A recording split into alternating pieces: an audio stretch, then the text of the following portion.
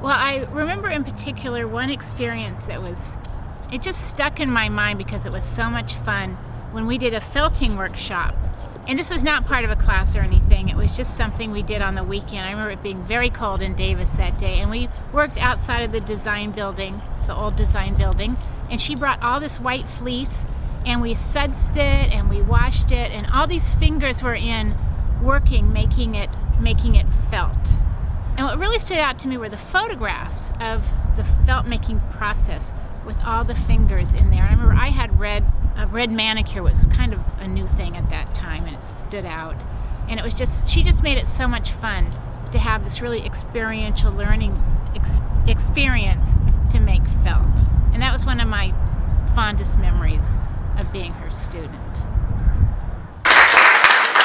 Thank you, Susan, and thanks to all of you for coming to this fantastic event. This is one of my favorite colleagues that I found on the campus, and one of my favorite spaces as well. And so it's just a wonderful occasion.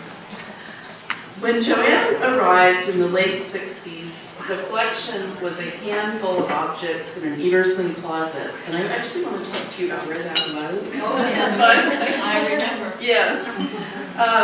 The collection has grown to 5,000 plus pieces, including traditional clothing and textiles from around the world, such as a Syrian wedding tunic woven with Latin metal strips, African American quilts, men's and women's clothing from the early 20th century America, African bark cloth, European lace, and that's just a tiny sampling. The collection also has a home, much bigger and better than that closet, where materials can be stored in optimal conditions with facilities for teaching, conservation, and photography. We'll hear more on the program about the multiple purposes the collection serves and what a tremendous resource it continues to be for teaching, research, and public engagement. So I really want to thank Joanne and also Gail Bongiron and Adele Jung after her for helping to make this collection so wonderful. Here though, I'd like to say a few words about Joanne, whom I've known since I arrived at UC Davis in 1980. Although her appointment was in design and my own in textiles and clothing, that we were different departments, but we were both in the College of Agricultural and Environmental Sciences at that time. So we were always working together to collaborate, to think about ways in which our two departments could work on new positions, new plans, priorities together.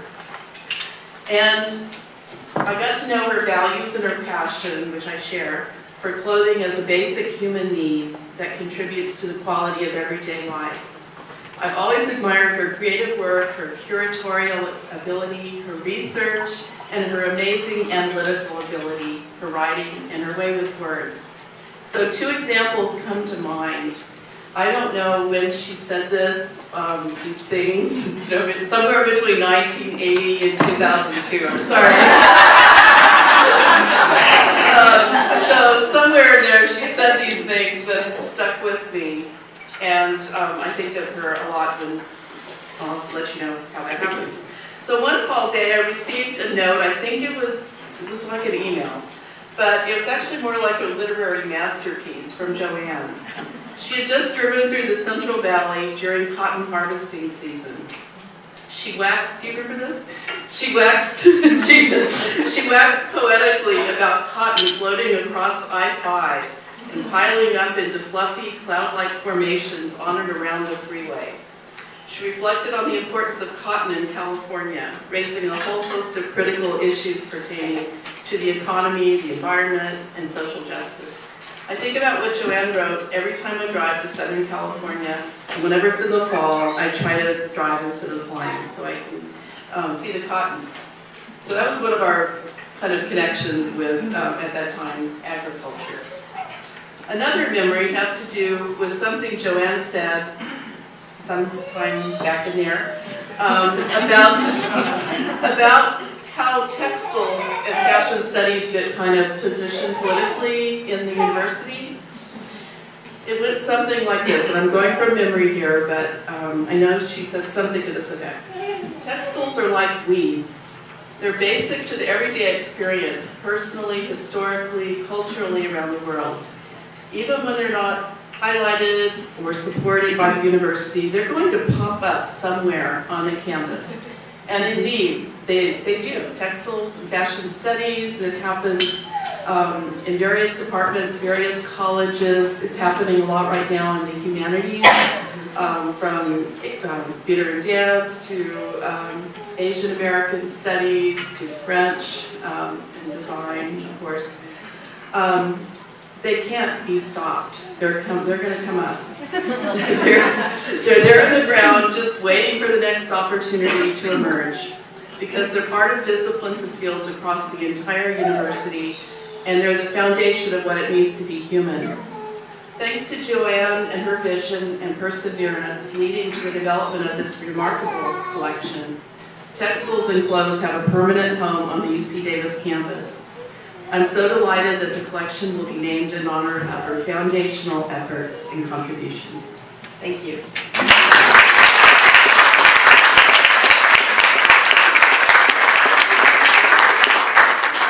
Thanks, Susan.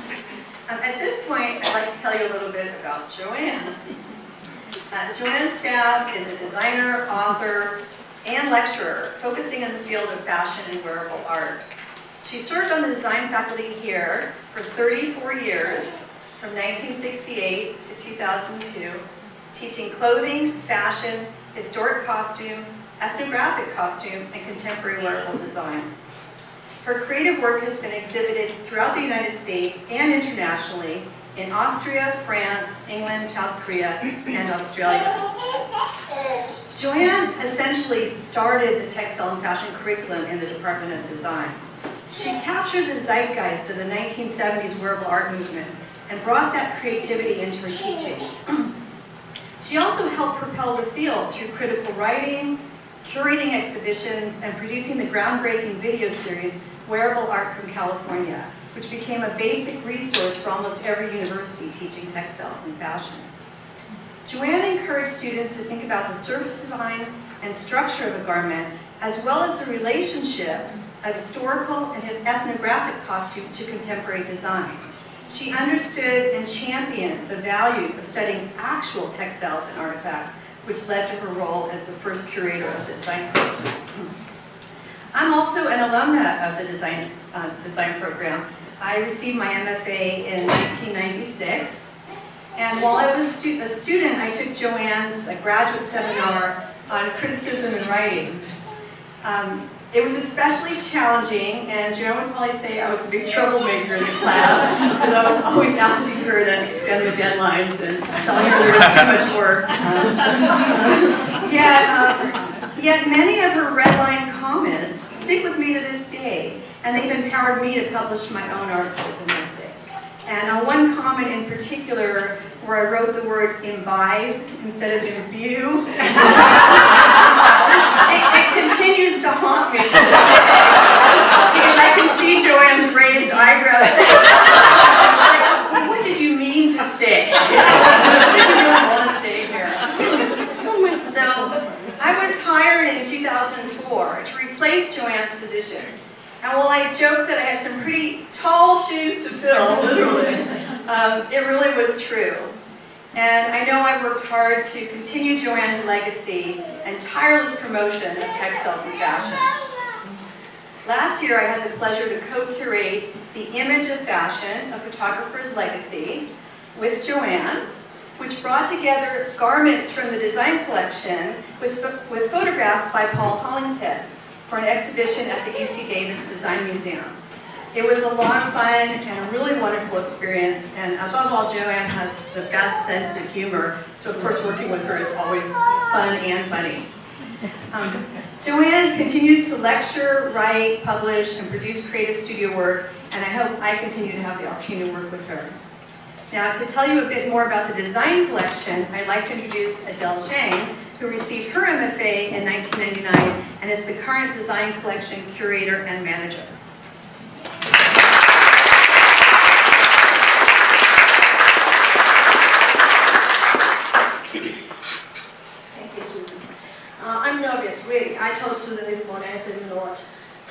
design collection. This is the first time I feel so nervous because I'm going to introduce the design collection in front of Joanne. And Gil Bondra. Hopefully, by the end, these two will give me a passing grade. Yeah, I was Joanne's student as well, as Susan mentioned. I still remember, since you bring this up, the paper and how much work and how we learned from Joanne. Actually, I still have a paper. I kept it. I still have it. And you have your red ink correction.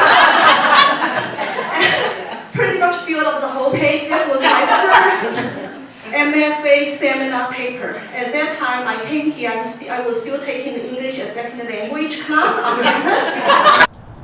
Joanne was a wonderful instructor, and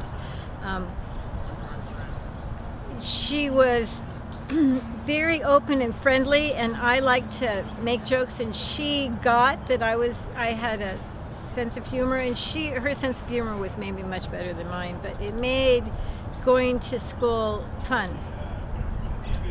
To successfully teach costume, historical costume, and ethnic textiles, which was one of my loves of textiles. But I've taught it many times in the intervening years, but always with the thought of Joanne as my foundation. And so I can't thank her enough for that.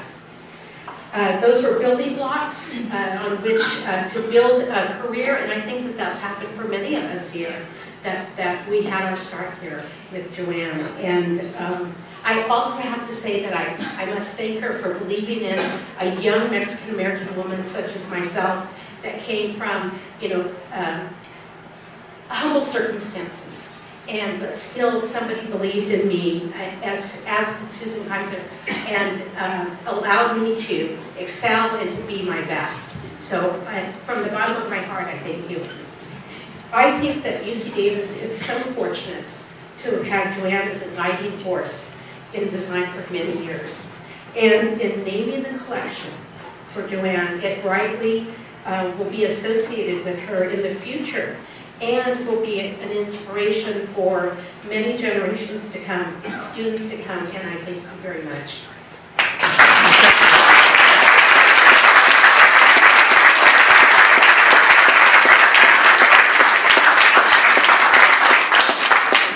Thanks, Josephine. At this point, I'd like to ask Joanne to come up.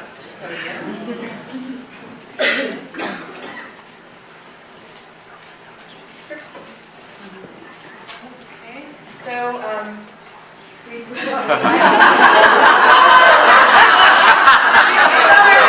about the tall shoes, right? It's very At this point,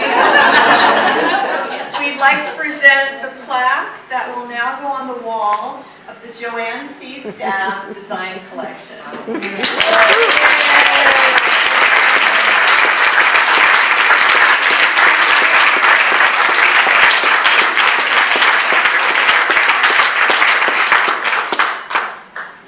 My chance to say thank you. And then we could have it done in neon as well. I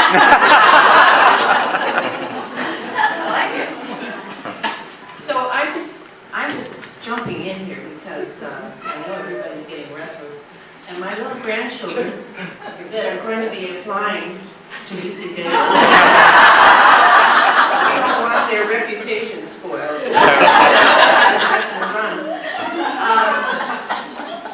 It is a little bit overwhelming to realize that so many of the students still are speaking to me, good memories, because I'm with them very hard.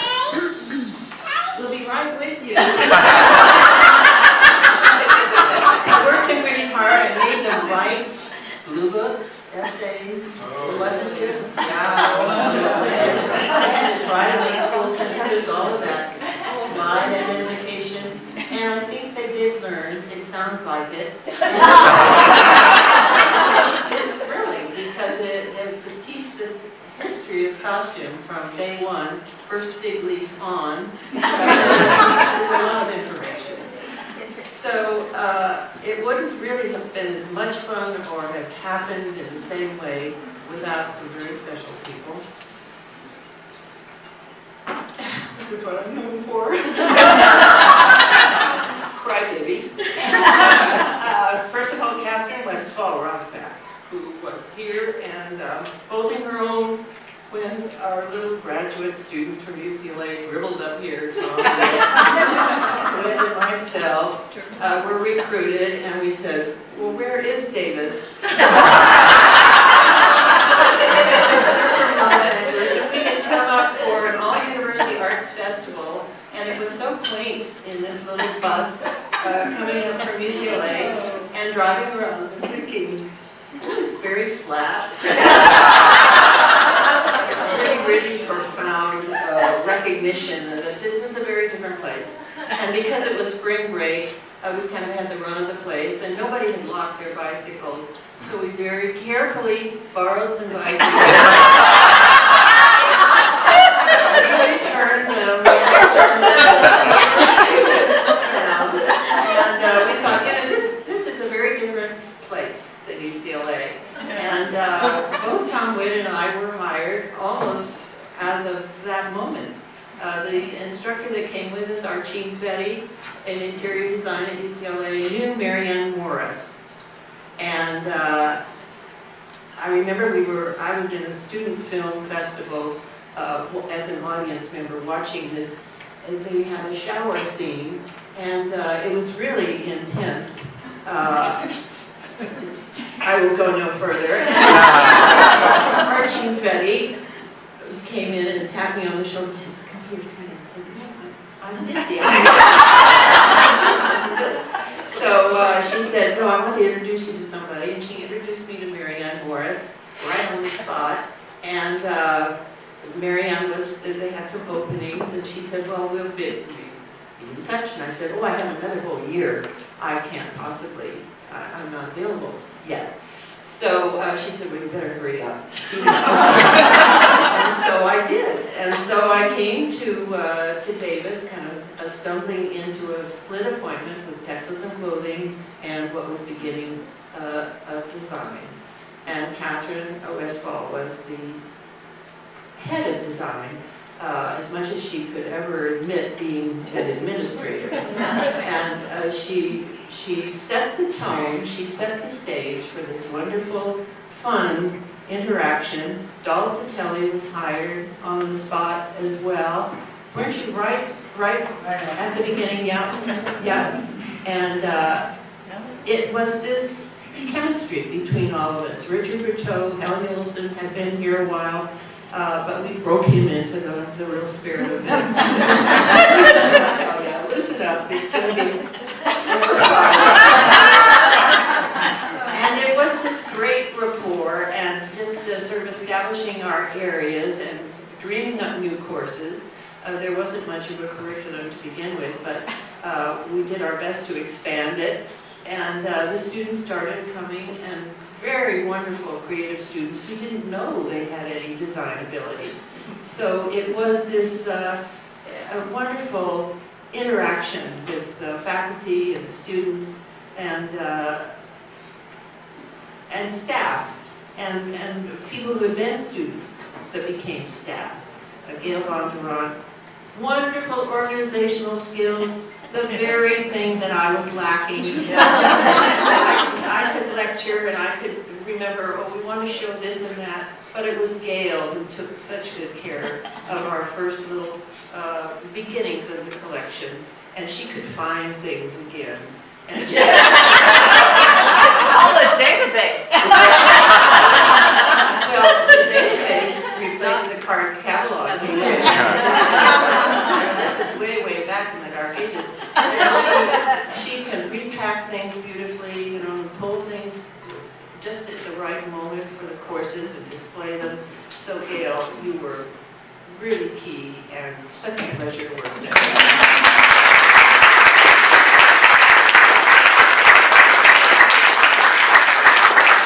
And then the Dell, we taught the Dell English, and we said,